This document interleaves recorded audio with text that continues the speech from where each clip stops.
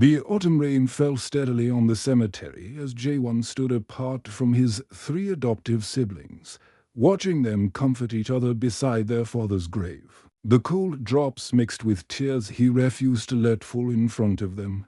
Hyun-woo, the eldest at 28, had his arms round So-young and Taemin, creating a tight circle of grief that deliberately excluded their adopted brother.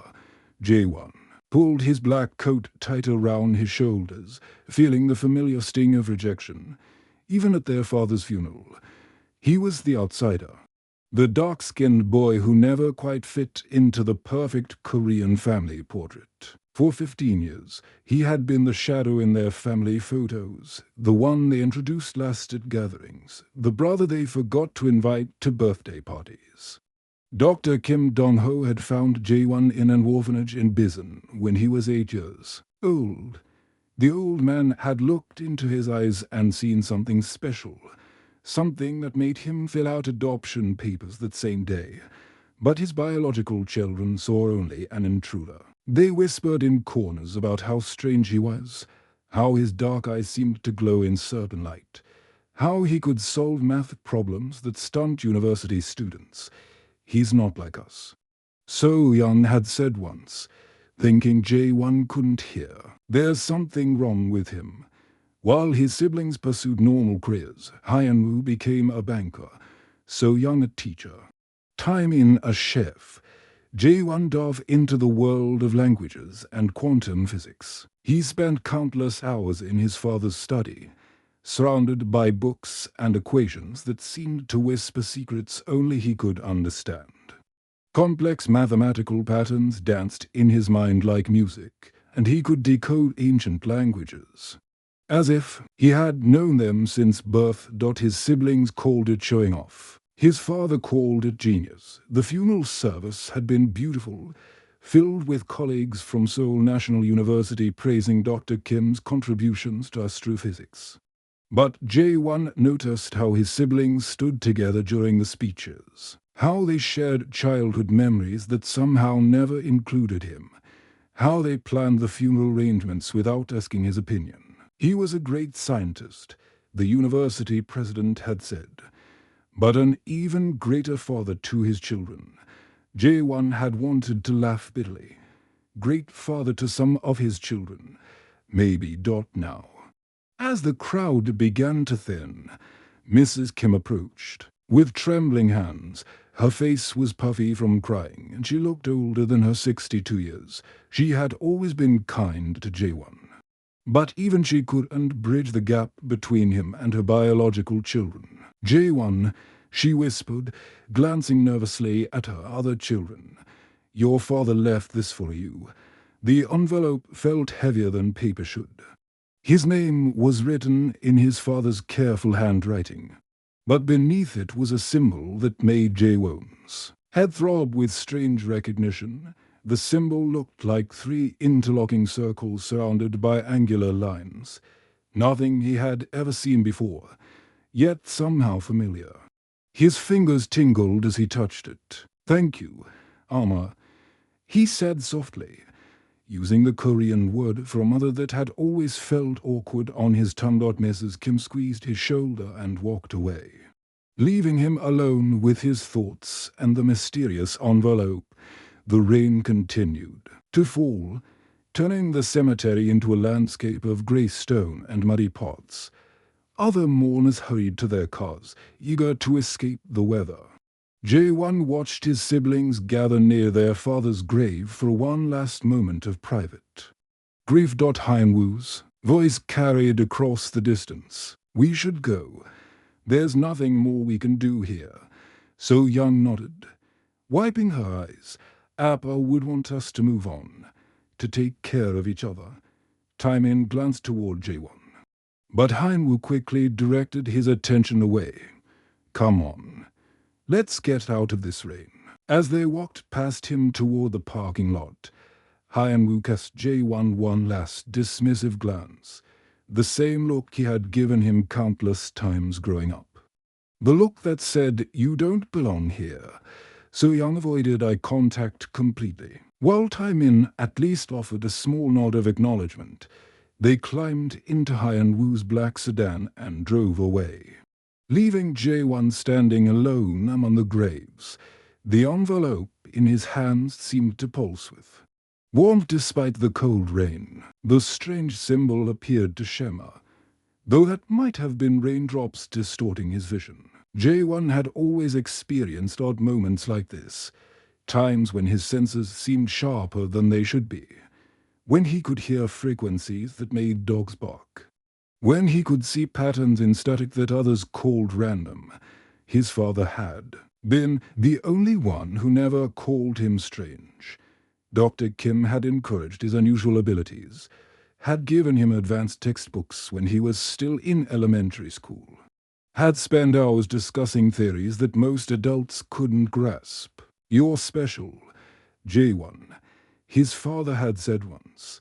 "Someday you'll understand just how special."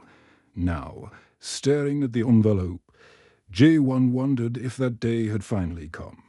The symbol continued to throb in his vision, triggering memories he couldn't quite grasp, flashes of silver light, the sound of humming that seemed to come from the stars themselves, and a woman's voice speaking in a language that sounded like home. He had never belonged with the Kim family. They had made that clear from day one. But standing in the rain with his father's final gift, Jae-won began to suspect that maybe he had never been meant to belong on Earth at all.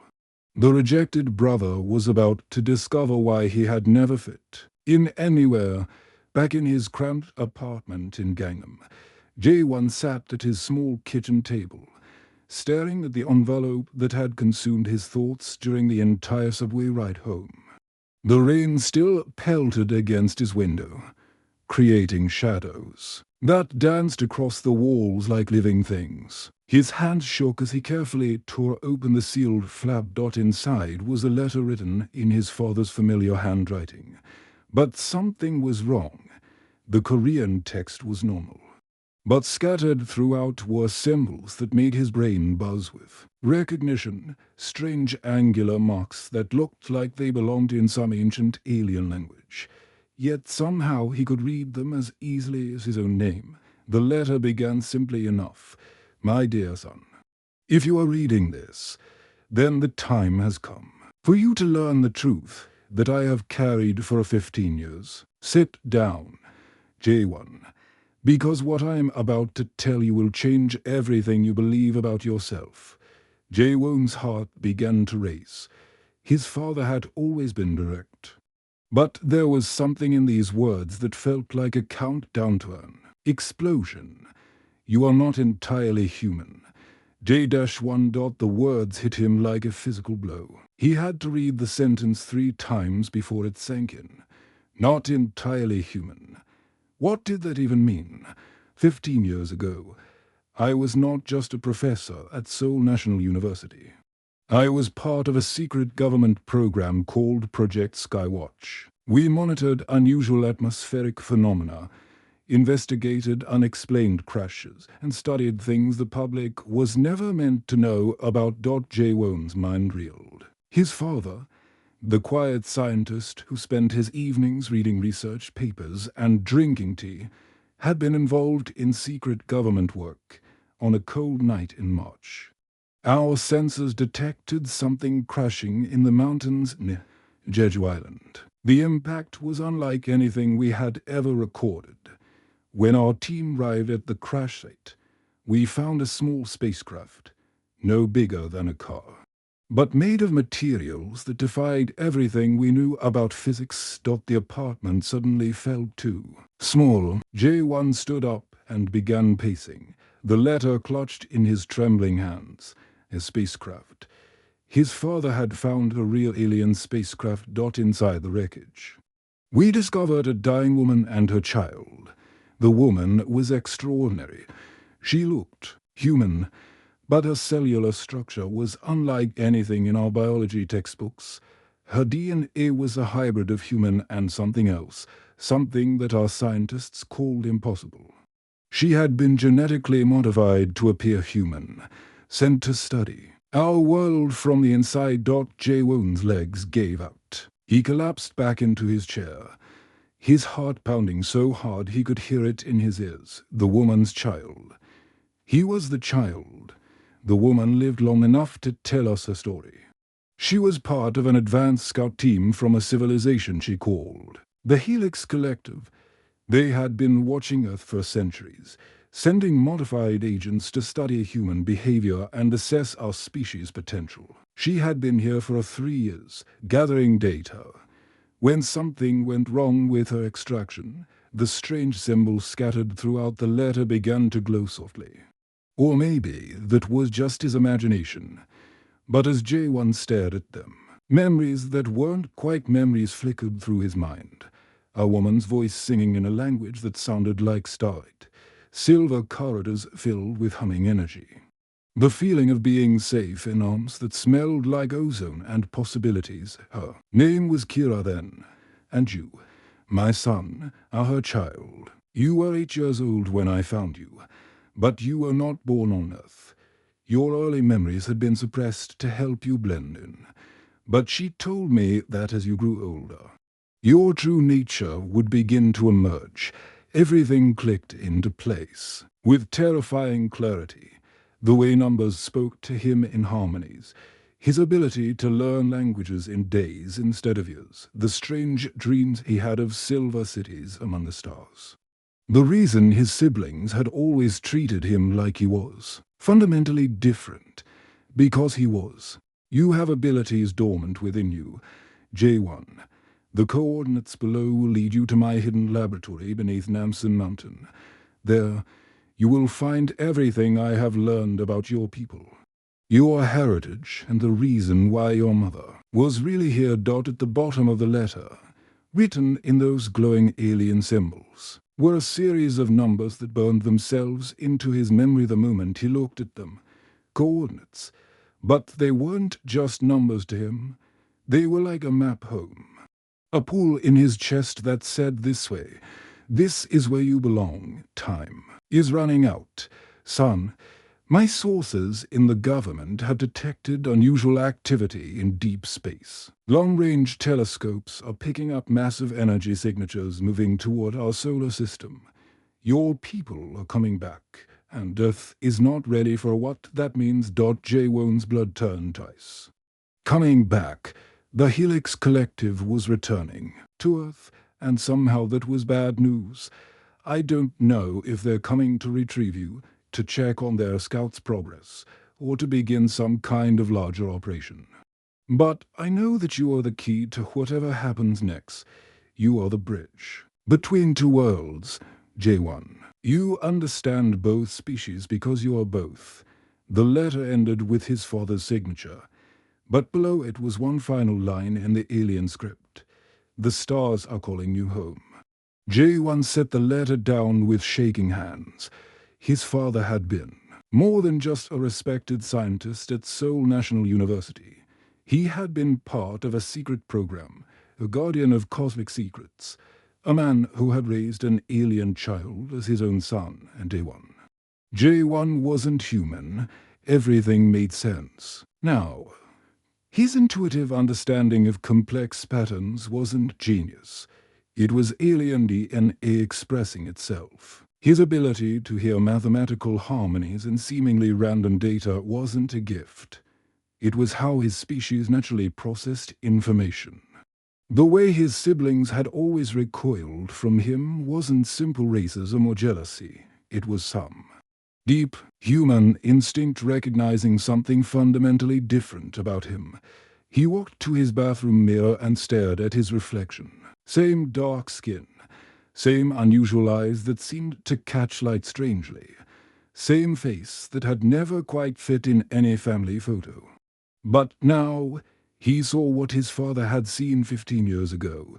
Not a human child, but something else entirely. The coordinates burned in his mind like a beacon.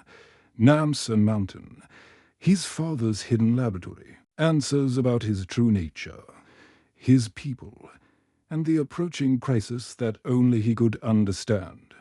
Outside his window, Seoul sparkled with millions of lights, each one representing a human life that had no idea their world was about to change Forever, and somewhere in the darkness between the stars, his real family was coming home. The bridge between two worlds was about to discover which side he truly belonged to. The entrance to the underground laboratory was hidden behind what looked like an ordinary maintenance door on the side of Nance and Mountain. J1 had hiked for 2 hours in the dark, following the coordinates that seemed to pull him forward like a magnetic force. When he finally found the door, it looked so normal that he almost walked past it. But the moment his fingers touched the metal handle, something incredible happened. The door recognized him. Blue light raced along hidden circuits in the frame, and the heavy metal barrier slid open with a soft hiss that sounded almost welcoming. The tunnel beyond was nothing like the rough cave he had expected instead. Smooth walls curved downward into the earth, glowing with soft bioluminescent panels that activated as he walked. The air smelled clean and metallic, with an underlying hum that made his teeth vibrate in a strangely pleasant way after what felt like forever. The tunnel opened into a vast underground chamber that took his breath away. The laboratory was massive, easily the size of a football field, and filled with technology that seemed to belong in a science fiction movie. Crystalline towers pulsed within a light, holographic displays flickered in the air like ghosts, and sleek consoles curved around workstations that looked more grown than built. Everything was silent and dark. Waiting, J1 approached the nearest console, his heart hammering against his ribs. In the center was a flat panel that looked like it might be some kind of scanner. His father's letter had said the facility would recognize him. But what if it didn't? What if 15 years had been too long? Or his human DNA had somehow corrupted? Whatever alien signature he carried, he placed his paw on the smooth surface. The reaction was immediate and overwhelming. The bioscanner erupted in brilliant light, and suddenly the entire facility came alive around him. Lights blazed on in sequence, moving outward from his position like ripples in a pond. The humming sound grew louder, becoming almost musical, and the air itself seemed to shimmer with energy. Holographic displays materialized in the air around him, so bright and detailed they looked solid. Star charts spread across the walls, showing the Milky Way galaxy with thousands of marked locations. Alien text scrolled past in languages that his human brain shouldn't have been able to read. But somehow he understood every word, and then he saw it. The thing that made his blood turn to ice. A massive fleet of ships was moving through space toward Earth. Not just a few vessels, but thousands of them. Each ship was the size of a city, bristling with weapons and technology that made human spacecraft look like paper airplanes. They moved in perfect formation, like a school of deadly fish swimming through the void. The worst part was the countdown timer floating above the fleet display. 6 months, 14 days. 7 hours and 32 minutes until arrival. Greetings. J1 of the Kim bloodline. A voice spoke in perfect Korean from speakers hidden throughout the chamber. The voice was artificial but somehow warm, like a computer trying to sound friendly. I am the archive, created by your father to preserve knowledge of your heritage. You are the offspring of Scott Unit 7. Designation Kira then. J1 stumbled backward, his legs suddenly weak. Hearing it confirmed by an alien computer made it real in a way that his father's letter hadn't. He really was the child of an alien spy. Your biological mother was part of the Vanguard. The archive continued. New holographic displays appeared showing tall, graceful beings that looked almost human but moved with an otherworldly elegance. These beings were genetically modified to study primitive species before integration into the Helix Collective. The word integration sounded pleasant, but the images that followed were anything but. J1 watched in horror as the displays showed planet after planet being optimized. By the Helix Collective, cities were dismantled and rebuilt according to alien specifications. Populations were reduced to manageable numbers through methods the archive described as humane elimination protocols, on average. Only 20% of a species survived integration. The Helix Collective has been monitoring Earth for over 3 centuries, the archive explained as more horrifying statistics filled the air around him. They view humanity as a promising but chaotic species that requires optimization. Your people have been deemed suitable for integration.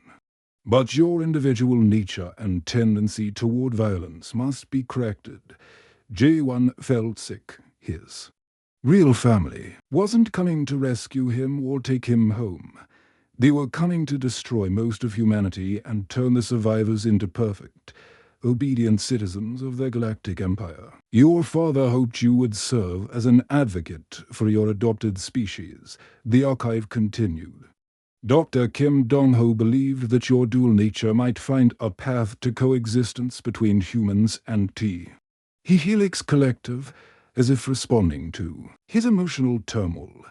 Something began to awaken deep inside Jae-won's mind.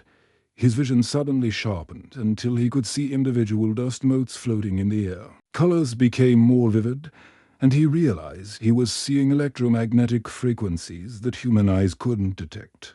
The facility's technology glowed with energy patterns that were invisible moments before, but more than that, he could feel the technology responding to his thoughts.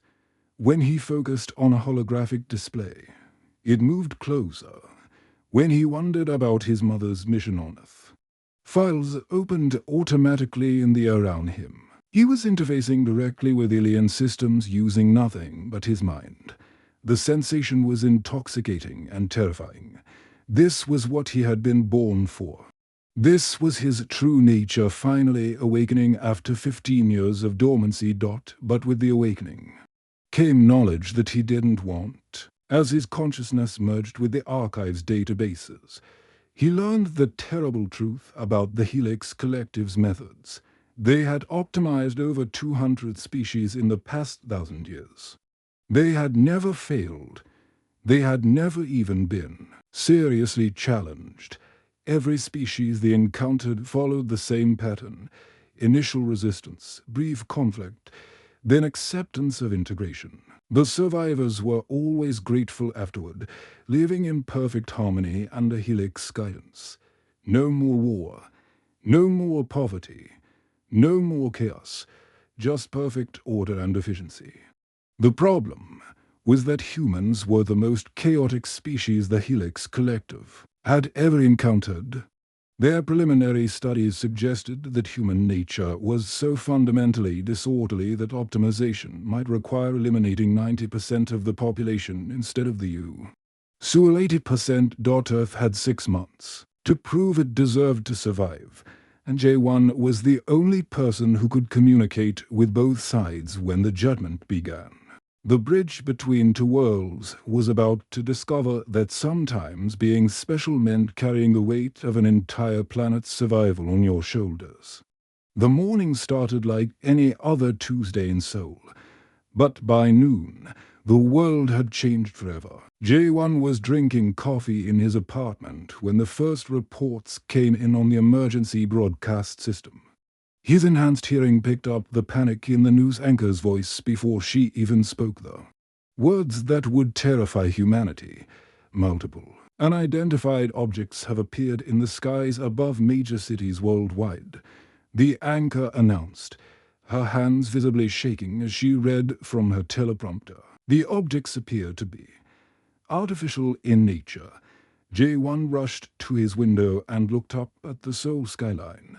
There it was, a sleek, silver ship hovering silently above the city center. It was massive, easily 1 kilometer long, shaped like a teardrop made of liquid mercury. Its surface rippled with patterns that hurt to look at directly, and it made no sound despite its enormous size. His alien senses immediately detected the energy signatures pouring from the ship. Scanning beams swept across the city in invisible waves, cataloging every human life below. The ship wasn't just observing. It was collecting data, measuring, analyzing. The behavioral assessment protocols had begun. Similar ships appeared over New York, London, Tokyo, Beijing, and dozens of other major cities. The aliens made no aggressive moves, issued no demands, sent no communications. They simply positioned themselves like silent judges and began their evaluation of humanity. The panic was immediate and global. Stock markets crashed within hours. Governments scrambled to contact the ships with radio transmissions that went unanswered. Military jets were scrambled, but they couldn't even get close to the alien vessels. Some kind of invisible barrier kept them at a safe distance. J1 watched the chaos unfold on his television. His enhanced vision seeing details that human cameras couldn't capture. The ships were beautiful in their alien perfection, but they radiated an aura of cold judgment that made his skin crawl. These weren't visitors or explorers. They were auditors, here to determine if humanity deserved to continue existing. His phone buzzed. Hyanwu was calling. J1, we need to talk. His brother's voice was strained and desperate. The government is rounding up anyone with expertise in linguistics or quantum physics. They mentioned your name specifically. Jaewon's blood ran cold. Of course they would want to talk. His academic papers on xenolinguistics and quantum communication theory were probably the closest thing Earth had to alien contact protocols. If only they knew how right they were. They're calling it a national emergency. Hyanwu continued. They want all the experts they can find. But J1, there's something else. Mom called me. She's scared. We're all scared. Can you come home? Home. The word felt strange coming from Hyanwu's mouth. The Kim family house had never felt like home to J1, but hearing the fear in his brother's voice, he realized that maybe it was time to try again. I'll be there in an hour, J1 said. The subway system was chaos. People packed the trains like sardines, all trying to get home to their families. Before the world ended, J1 could hear fragments of panicked conversations in a dozen languages as Seoul's international population tried to make sense of the impossible situation. Are they going to attack us? A young woman asked her boyfriend.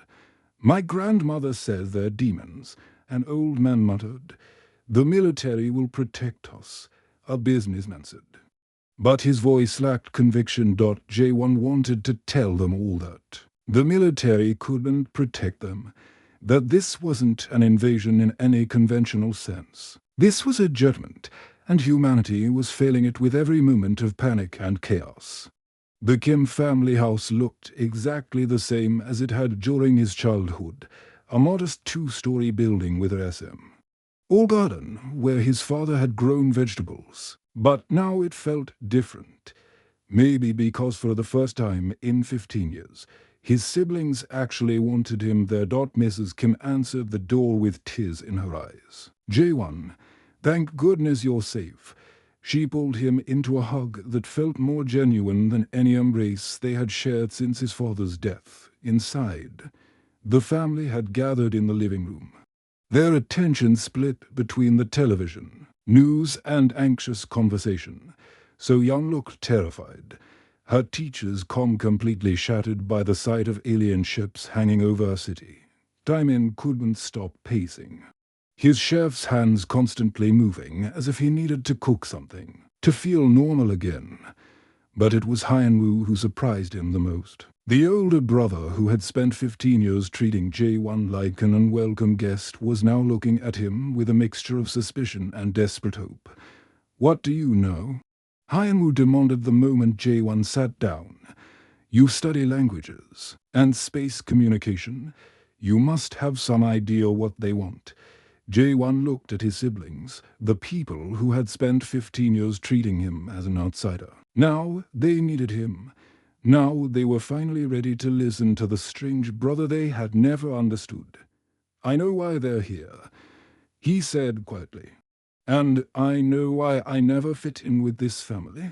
The room fell silent except for the television. coverage of the alien ships.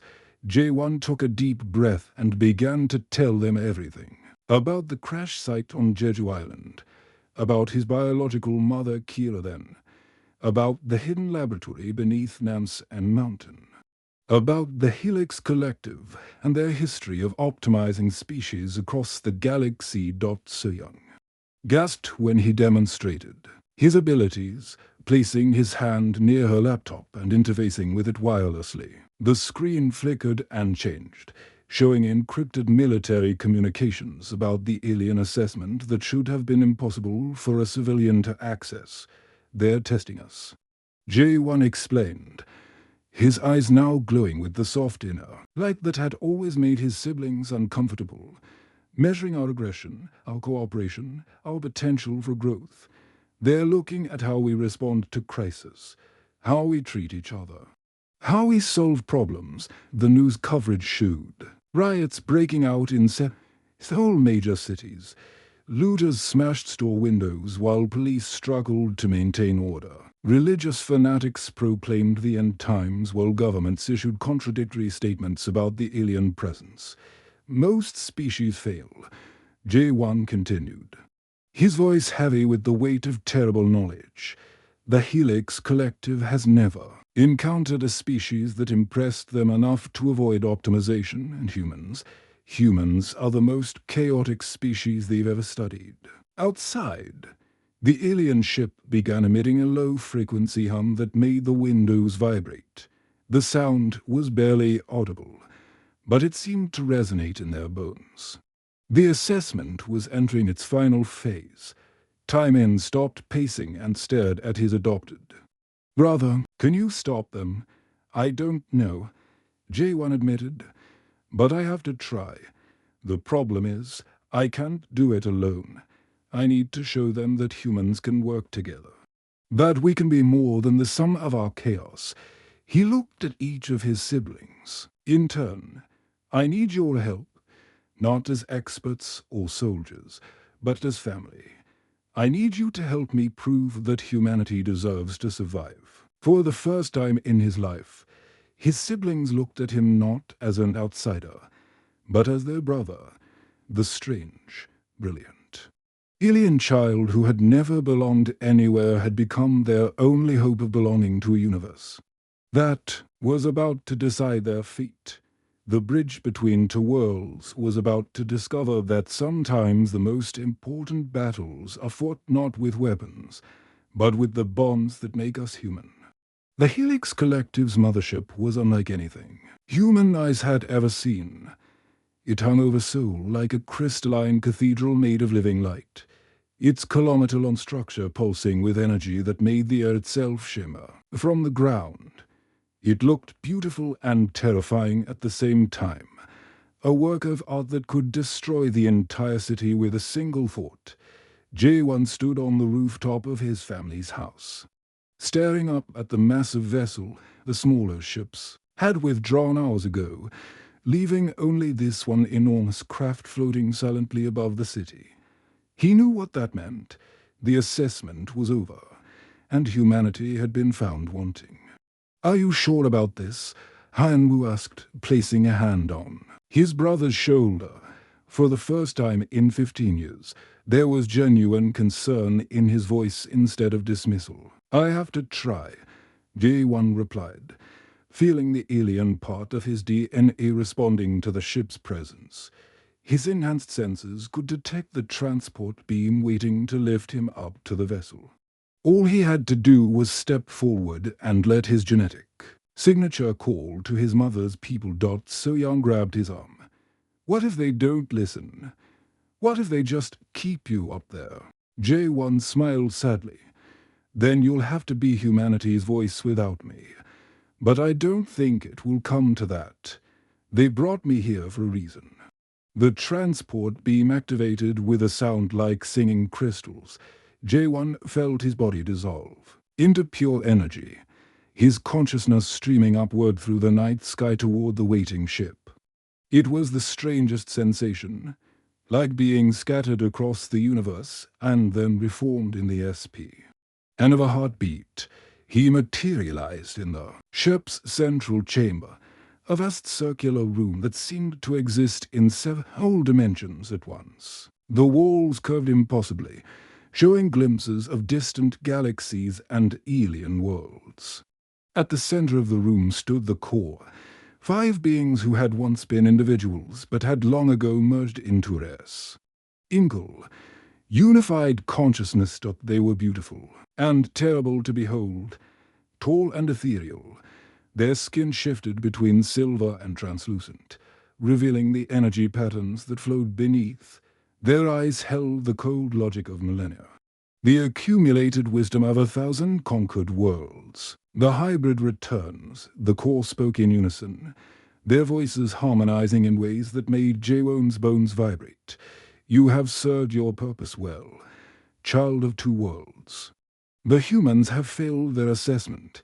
They show excessive individualism, irrationality, and violent tendencies that cannot be corrected through standard optimization protocols. Round the chamber, holographic displays showed the chaos that had erupted across Earth during the assessment.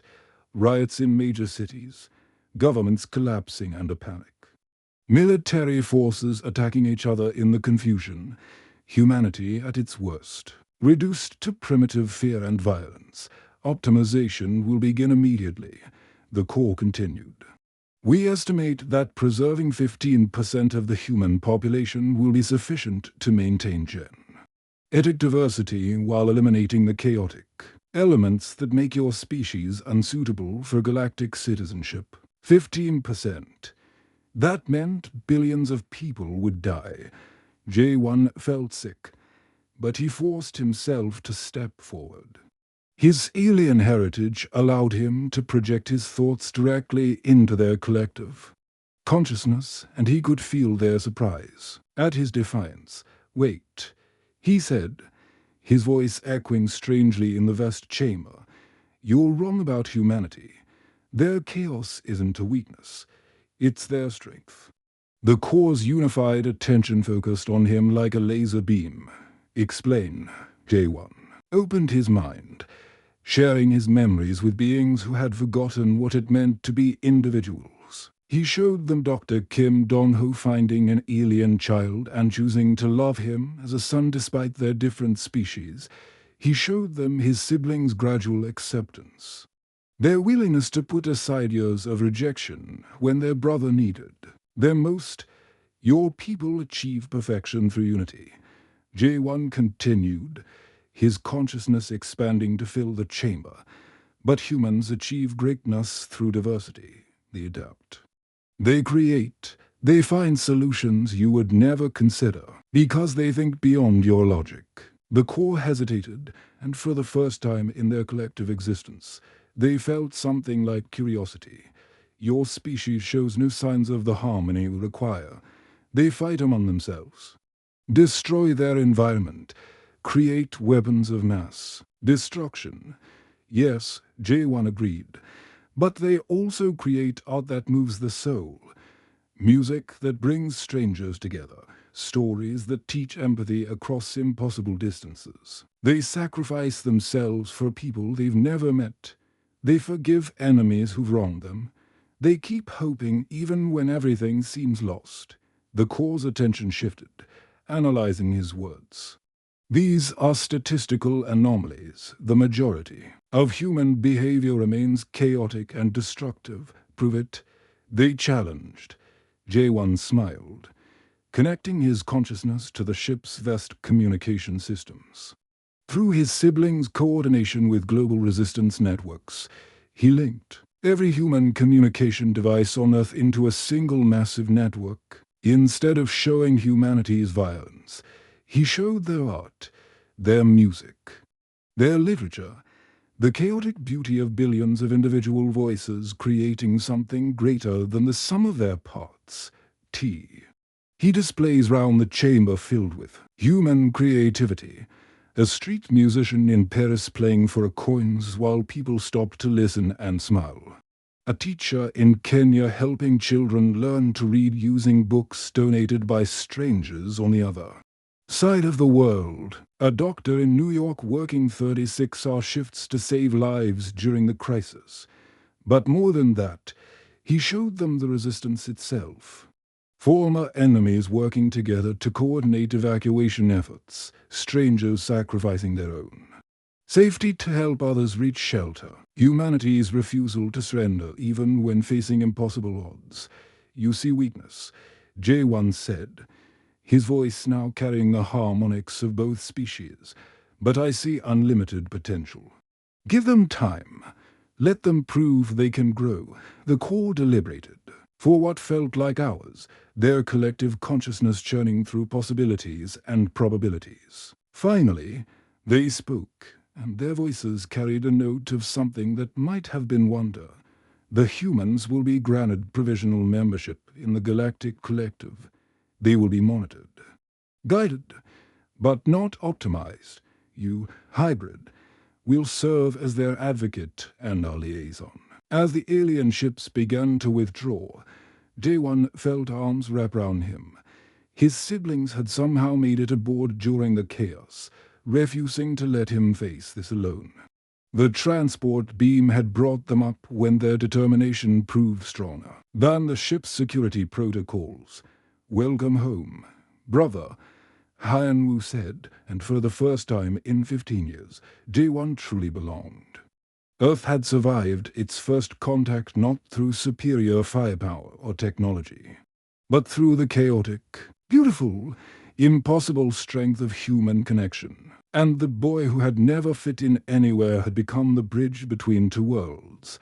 Months later, as the first human-alien exchange programs began, J1 stood with his family watching ships depart for distant stars. Humanity had joined the galactic community not as subjects, but as equals. The Helix Collective had learned something they never expected, that sometimes perfection comes not from eliminating chaos, but from embracing it. The outsider had become the key to humanity's greatest triumph, and in the end, the family that had never quite fit together had become the foundation for an entire species' survival. The stars were calling, and humanity was finally ready to answer. The end.